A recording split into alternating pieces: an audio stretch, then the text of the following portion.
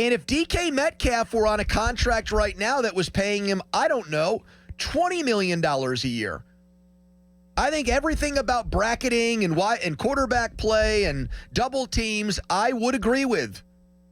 But when you start making this much money, when a team gives you $80 million guaranteed, $80 million, and you can have 2 catches or 3 catches for 32 yards, and you're still going to see $80 million, that's not good enough. And people like Asante Samuel Sr., who lined up against wide receivers and also has a son who plays that position on the team, should be calling you out.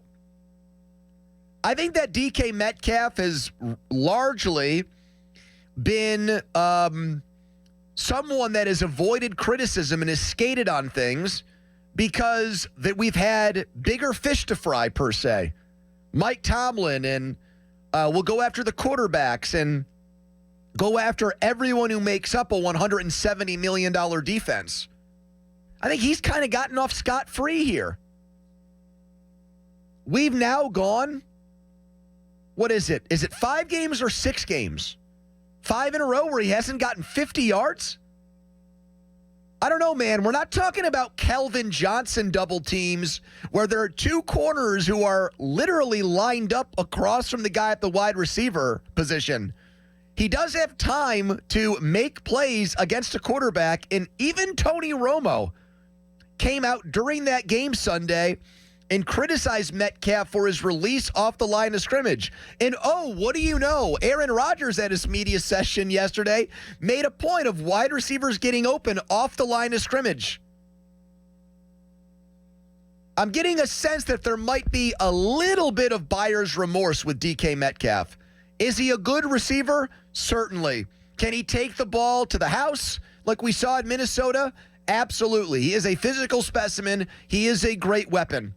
He's not the 4th best wide receiver in the NFL, and that's what he's getting paid to be. And it's another example of the Steelers reaching at a position, wide receiver, because they've had problems there, and giving up too much and paying the guy too much. But, I open up the phone lines on DK Metcalf.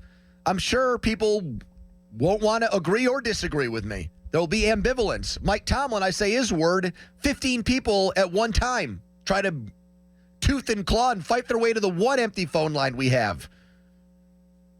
I think it's absolutely a legitimate, I don't know if I'd say he's the problem like Asante Samuel said. And yeah, it doesn't help when you don't have another legitimate threat at wide receiver. But Antonio Brown didn't need help. But he's one of the greatest wide receivers of all time. Yes, he is. You're paying DK Metcalf to be one of those guys. He didn't get wide receiver 2 money. He didn't get wide receiver 1 money. He got elite, all-pro wide receiver money, man. He got money to produce like he is one of the best wide receivers in the NFL. Did Larry Fitzgerald always have a good quarterback? No. Did he always have a great wide receiver too? Sometimes he did, like Anquan Bolden, not his entire career. Look at his stats year to year. And I've got people that come on our station now routinely and say, hey, George Pickens is just straight up better than DK Metcalf. Nobody wants to disagree with that anymore. You gave him $132 million, 80 of which was guaranteed. If we're going to call out TJ Watt, which we do, we should probably say the same thing about Metcalf.